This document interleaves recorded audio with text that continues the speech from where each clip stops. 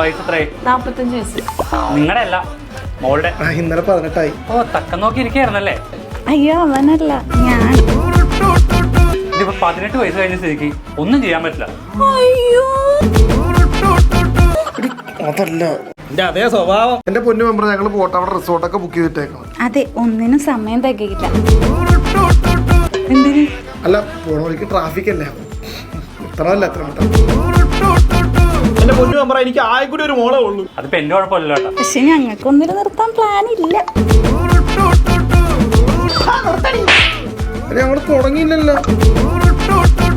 മെമ്പറെ, ഇവൻ ഒരു പ്ലംബറാണ്. അച്ഛാ, വർക്കിലല്ല ലുക്കിലാണ് കാര്യം.